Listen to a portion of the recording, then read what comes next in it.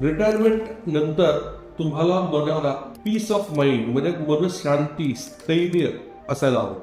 पण हे सगळ्या गोष्टी येतात कशामुळे? या गोष्टी येतात तुमच्या काही डिसिजन्स घेतल्यामुळे. आता तुम्हाला मी एक माझं उदाहरण देतो.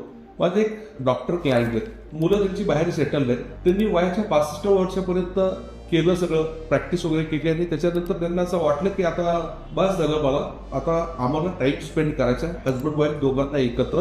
कारण बरीच वर्ष कष्ट करण्यात गेली आणि शेवटी एकमेकांची क्वालिटी टाईम आम्ही स्पेंड करू शकलो नाही. पण फार मोठा प्रश्न त्यांचा हा होता की हे करायचं कसं. त्याच्यामुळे मला सांगितलं की संतोष सर, मला इन्व्हेस्टमेंट करायची आहे, माझी ही अडचण आहे आणि मला माझ्या बिझनेस बरोबर टाइम स्पेंड करायचा आहे. पण माझा जो खर्च आहे, मी प्रॅक्टिस बंद केली तरी हा खर्च चालू राहणार नाही, याचं काय करायचं. मी त्यांना विचारलं सगळं तुमची गुंतवणुकीचं सगळं त्यांचा अवलोकन घेतला की काय आहे काय नाही, आणि त्यांनी मला सांगितलं की माझे साधारण 50 लाख रुपयापर्यंत माझी टोटल इन्व्हेस्टमेंट बाहेर आहे. मी ती इन्व्हेस्टमेंट सगळी अनस्कॅटर्ड इन्व्हेस्टमेंट होती ती घेतली आणि त्याच्यावरनं आम्ही SWP स्टार्ट केलं. SWP स्टार्ट केल्यानंतर असं कुठलाही महिना गेला नाही की त्यांना कष्ट करायची गरज पडली आणि दर महिन्याच्या ठरलेल्या तारखेला त्यांना ते इन्कम तर आलंच आलं, शिवाय ते इन्कम हे अप्रिशिएट आलं. याला म्हणतात की रिटायरमेंट नंतर सुद्धा मनशांती, स्थैर्य.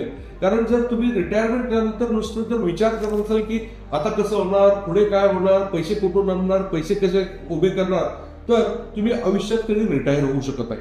Retirement should be a choice, it should not be a compulsion. तुम्ही विचार करा आणि तुम्हाला जर ह्याच पद्धतीने स्वतःचा discipline way, peace of mind हवा असेल आयुष्यात पुढे फ्युचरमध्ये, तर SWP म्हणून तुम्ही आम्हाला कमेंट करा, दिलेल्या नंबरवर संपर्क साधा. मी किंवा माझी टीम तुमच्याशी संपर्क साधेल, आपण पुढची वाटचाल ठरवू.